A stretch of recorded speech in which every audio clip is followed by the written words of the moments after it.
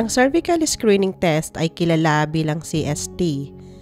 Ito ay simpleng pagsusuri na ginagamit upang suriin ang kalusugan ng iyong cervix o puwerta.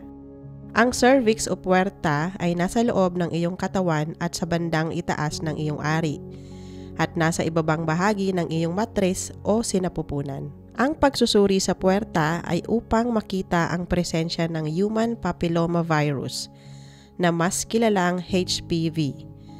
Ito ay maaaring magdulot ng pagbabago ng cell sa cervix o puwerta. Ang HPV ay ang karaniwang nakakahawang sakit dulot ng pagtatalik na mas kilala sa tawag na STI. Ito ay napapasa sa pamamagitan ng pagkakadikit ng balat sa balat ng ari. Ito ay kadalasang hindi nagpapakita ng sintomas. Maraming iba't ibang uri ng HPV at maaari itong makahawa kanino man. Ang iba ay maaari dahil sa mga kulugo sa maselang bahagi ng katawan at ang iba ay maaaring dahil sa cancer. Kadalasan, ang cervical cancer ay dulot ng HPV. Ang bakuna sa HPV ay ligtas at epektibong paraan para maprotektahan ang lahat mula sa HPV. Sa Australia, ang bakuna sa HPV ay libre sa lahat na may edad 12 hanggang 25. Kahit na ikaw ay may bakuna ng HPV, mahalaga na magkaroon ng cervical screening test tuwing ika-5 taon kung ikaw ay isang babae o taong may cervix o puwerta sa pagitan ng edad 25 at 74 na taong gulang at kung ikaw ay aktibo sa pagtatalik.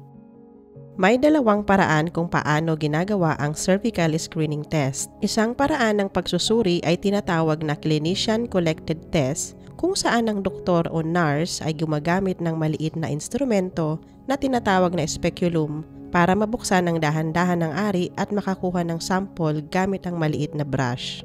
Para sa iba, ang ganitong pagsusuri ay medyo nakakahiya. Ngunit alalahanin na ito ay pangkaraniwang pagsusuri para sa mga kababaihan o mga taong may puwerta o cervix.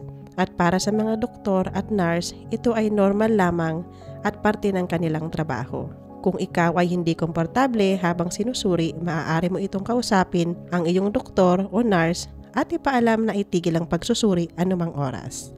Ang pagkolekta sa sariling sample ay isang paraan na maaari mong piliin. Ito ay kung saan ang pasyente ay kukuha ng sariling sample gamit ang mahabang cotton swab sa ilalim ng pangangasiwa ng isang healthcare professional. Ikaw ay bibigyan ng panuntunan kung papaano makakuha ng sample at bibigyan ka ng pribadong lugar para makumpleto ang pagsusuri.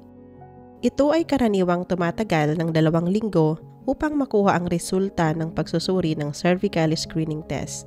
Kung ang HPV ay hindi nakita, hindi mo kailangang kumuha uli ng pagsusuri hanggang sa susunod na 5 taon. At kung ang HPV ay nakita ng iyong doktor, ikaw ay mabibigyan ng gabay sa mga susunod mong pwedeng gawin.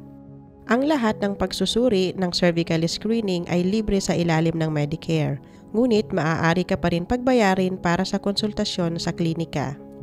Maaari ding tawagan ang iyong lokal na klinika o pangkababaihang klinika upang makapagpabook ng appointment ng pagsusuri ng cervical screening.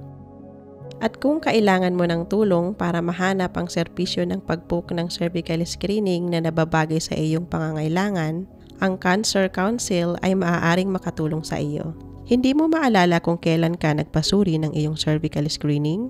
Maaaring mahanap mo ito sa mga sumusunod. Suriin ang National Cancer Screening at magrehistro online sa pamamagitan ng MyGov account. Maaaring tawagan ang National Cancer Screening Register o kaya tanungin ang iyong healthcare provider upang tingnan kung papaano magparehistro. Ang National Cancer Screening Register ay magpapadala sa iyo ng sulat upang paalalahanan ka kung ikaw ay nakatagda ng magpasuri muli. Ang cervical cancer ay isa sa mga sakit na maaaring maiwasan sa pamamagitan ng regular na pagsusuri ng cervix o puwerta at sa pagpapabakuna ng HPV. Ano pa ang inaantay mo? Kung ikaw ay nakatakda ng magpasuri, magpabook na ngayon. Para sa karagdagang impormasyon tungkol sa mga serbisyo na nakasaad sa video at iba pang gamit sa pagsusuri sa cervix, maaari mong tingnan ang description sa video.